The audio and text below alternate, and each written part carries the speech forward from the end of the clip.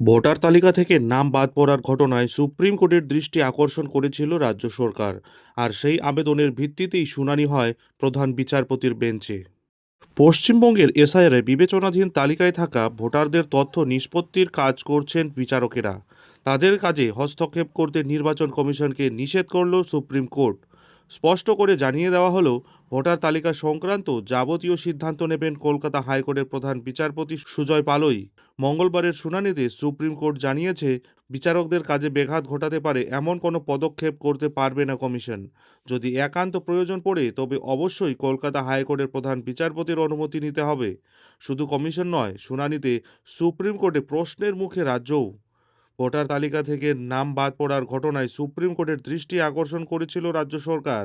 কেন এ ধরনের আবেদন করা হলো তা নিয়ে বিরক্তি প্রকাশও করেছে প্রধান বিচারপতি সূর্যকান্ত। রাজ্যের আইনজীবী মেনকা গুরুস্বামীর উদ্দেশ্যে তিনি বলেন, বিচার বিভাগীয় আধিকারিকেরা কাজ করছেন। এসআইআর এর তদারকিতে নিযুক্ত বিচার বিভাগীয় আধিকারিকদের নিয়ে প্রশ্ন তুলবেন না। এই নির্দেশের অন্যথায় হলে জরিমানাও হতে পারে বলে জানায় শীর্ষ আদালত। যদিও মেনকা জানান, তারা বিচার বিভাগীয় আধিকারিকদের নিয়ে কোনো প্রশ্ন তুলছেন না। অন্যদিকে সুপ্রিম কোর্ট একটি ট্রাইব্যুনাল গঠনেরও নির্দেশ দিয়েছে। মঙ্গলবারের শুনানিতে রাজ্যের তরফে মেনকা জানান, এখনও প্রায় 57 লক্ষ ভোটারের নামের নিষ্পত্তি হয়নি। তবে প্রধান বিচারপতি শুনানিতে বলেন, কলকাতা হাইকোর্টের প্রধান বিচারপতি আমাদের জানিয়েছেন 10 লক্ষ নিষ্পত্তি হয়েছে। বিচার বিভাগীয় যাচাই প্রক্রিয়া চলাকালীন কিভাবে এই ধরনের আবেদন করা হলো তা নিয়েও প্রশ্ন তোলেন প্রধান বিচারপতি। রাজ্যের আবেদন ফিরিয়ে দেয় সুপ্রিম কোর্ট। আবেদনকারীদের পক্ষে জানানো হয়, তারা অতিরিক্ত ভোটার তালিকা প্রকাশের কথা বলেছেন। একই সঙ্গে বৈধ বা প্রকৃত ভোটারের নাম যাতে বাদ না যায় তা নিশ্চিত করার আবেদনও করেছেন। প্রধান বিচারপতি বলেন, বৈধ ভোটারের নাম কখনোই বাদ দেওয়া যাবে না। বিচার বিভাগীয় আধিকারিকেরা সেই কাজ করছেন। তারপরেই রাজ্যের এক আইনজীবী কল্যাণ বন্দ্যোপাধ্যায় জানান, তিনি চান সম্পূর্ণ ভোটার তালিকা প্রকাশ হোক। এই বিষয়ে সহমত পোষণ করে প্রধান বিচারপতির বেঞ্চ। তবে তারা এও জানায়, এখনও নির্বাচনের জন্য কোনো বিজ্ঞপ্তি প্রকাশিত হয়নি। আগে তা প্রকাশিত হোক, তারপরে নির্দেশ দেওয়া হবে। প্রধান বিচারপতি বলেন, আমরা যা নির্দেশ দিয়েছি তা বাস্তবায়িত করা হোক। নির্বাচন কমিশনের তরফে আইনজীবী শেষাদ্রি নাইডু বলেন, আমরা সেই নির্দেশই পালন করছি। রাজ্য ও কমিশনের সততা নিয়ে সন্দেহ প্রকাশ করেন প্রধান বিচারপতি। শুনানি শেষে আদালত কয়েকটি নির্দেশও দেয়। আদালত জানায়, মঙ্গলবারই কলকাতা হাইকোর্টের প্রধান বিচারপতি সুজয় পাল জানিয়েছেন, 10,16,000 ভোটারের নামের নিষ্পত্তি হয়েছে।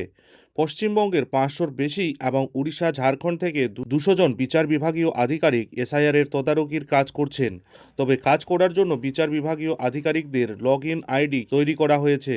এর ফলে একটা সমস্যার সৃষ্টি হয়েছে। এটা কমিশন স্তরের ভুলের কারণে ঘটেছে। কমিশন আশ্বাস দিয়েছে, অবিলম্বে বিষয়টি সংশোধন করা হবে। শীর্ষ আদালত বলে, কলকাতা হাইকোর্ট এবং সব বিচার বিভাগীয় আধিকারিক যেন সুষ্ঠুভাবে দায়িত্ব পালন করতে পারেন, সেই জন্য প্রয়োজনীয় সব বন্দোবস্ত করতে হবে কমিশনকে। আর এই একই নির্দেশ দেওয়া হয়েছে রাজ্য সরকারকেও। সুপ্রিম কোর্ট জানিয়েছে, কলকাতা হাইকোর্টের প্রধান বিচারপতির অনুমোদন ছাড়া বিচার বিভাগীয় কাজে ব্যাঘাত ঘটাতে পারে। কমিশন এমন কোনো বাধ্যতামূলক পদক্ষেপ করতে পারবে না। সব রকম প্রযুক্তিগত ত্রুটির সমাধান করতে হবে কমিশনকে। প্রয়োজন অনুসারে সময় নষ্ট না করে বিচার বিভাগীয় আধিকারিকদের নতুন লগ ইন আইডি তৈরি করতে হবে। শীর্ষ আদালত বলে, আমরা আগের নির্দেশেই বলেছিলাম, বিচার বিভাগীয় আধিকারিকদের নেওয়া সিদ্ধান্তের বিরুদ্ধে প্রশাসনিক বা নির্বাহী কর্তাদের কাছে আবেদন করা যাবে না। তারপরেই ট্রাইব্যুনাল গঠন করার কথা বলে সুপ্রিম কোর্ট। সেই ট্রাইব্যুনালে প্রাক্তন প্রধান বিচারপতি এবং হাইকোর্টের 2-3 জন বিচারপতিরা থাকবেন। কারা থাকবেন তা ঠিক করবেন কলকাতা হাইকোর্টের প্রধান বিচারপতি।